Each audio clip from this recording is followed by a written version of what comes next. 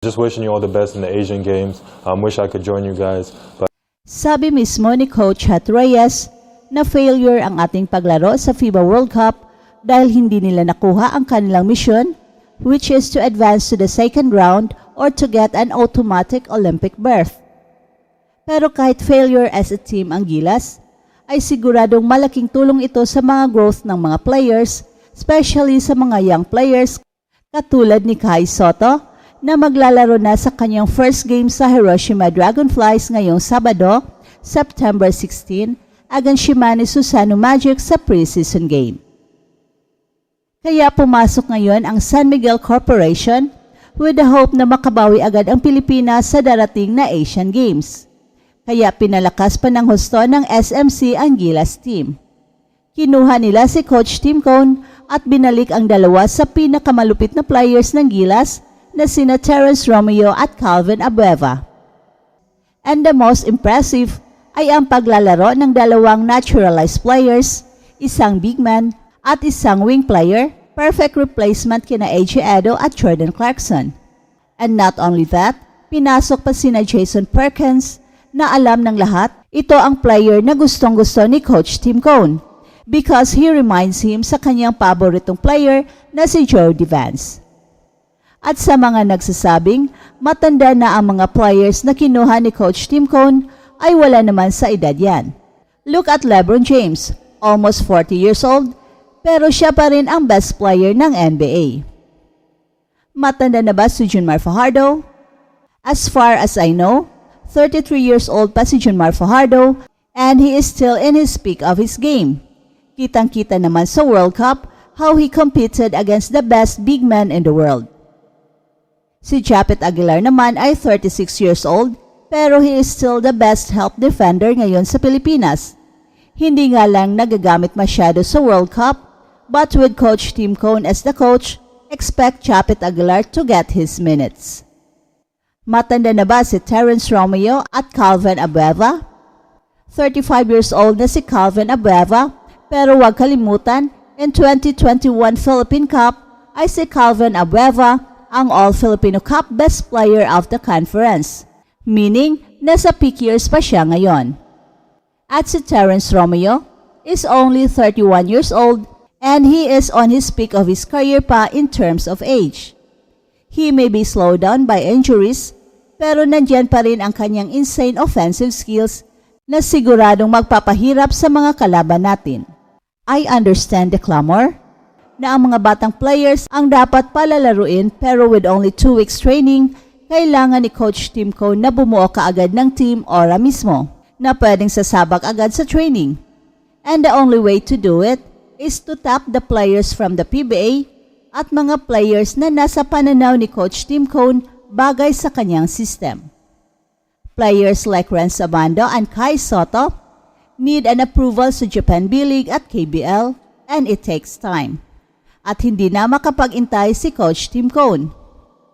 Although meron pang very slim chance na makahabol si Renz Abando kung papayagan siya ng kanyang mother team sa KBL. Kaya ito ang isa sa mga hinihintay ng lahat kung papayagan ba si Renz Abando ng KBL to play sa Gilas for the Asian Games. Nagpadala na kasi ng official letter ang PBA upang hingin ang permission para sa mga Gilas boys na makasama sa Asian Games. Just wishing you all the best in the Asian Games. Wish I could join you guys. But yeah, you guys go get that gold. Yeah, thank you.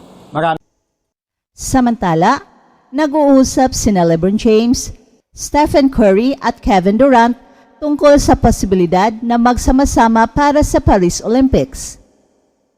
Posibleng maging puno ng mga bituin ang koponan ng USA Basketball sa Olympics, kasama ang mga bituin mula sa Los Angeles Lakers at Golden State Warriors. Nang ibinalita ni Shams Charania ng The Athletic na plano ng Los Angeles Lakers star na si LeBron James na maglaro para sa Team USA sa susunod na Summer Olympics.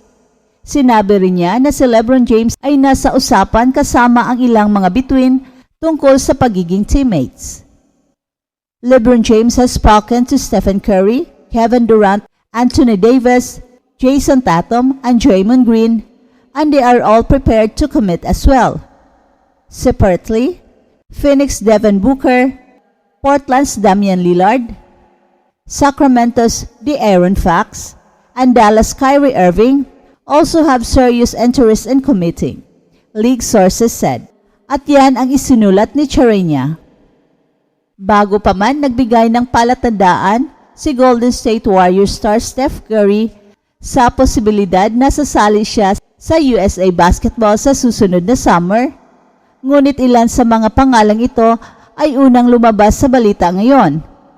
Ang mga bituin tulad ni na James, Curry, Durant, Davis, Tatum at iba pa, may pagkakataon na maging isang malakas na puwersa ang Team USA sa 2004 Olympics. Habang ididagdag ni Charania na ang commitment ni LeBron James sa darating na summer ay hindi konektado sa dismayadong performance ng USA sa FIBA World Cup, but it's hard to believe that other American stars won't be more motivated to join LeBron James after seeing the way Team USA went out this summer. Sa tulong ng mga kilalang bituin tulad ni na LeBron James, Steph Curry, Kevin Durant at iba pa, nagiging mas malinaw na may espesyal na pagkakataon ang Team USA na ipakita sa buong mundo ang kanilang kahusayan sa larangan ng basketball.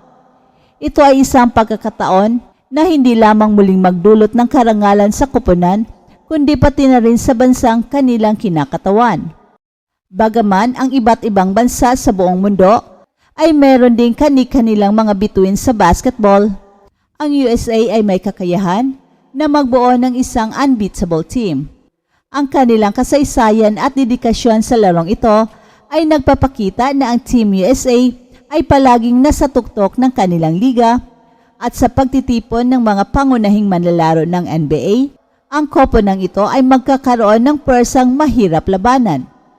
Ang bawat pag-ikot ng bola, bawat tira sa tres at bawat laro sa hardcourt ay nagpapatunay ng kanilang kahusayan at determinasyon na muling magdala ng ginto para sa bansa.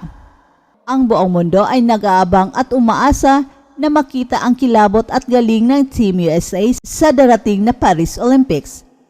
Ito ay isang pagkakataon na magtutulungan ang mga pinakamahusay na manlalaro sa mundo para mapanatili ang kanilang pangalan sa kasaysayan ng basketball. Si LeBron James ay tumutulong sa pagbuo ng Super US Team para sa Paris Olympics at ito'y tatawaging Redeem Team 2.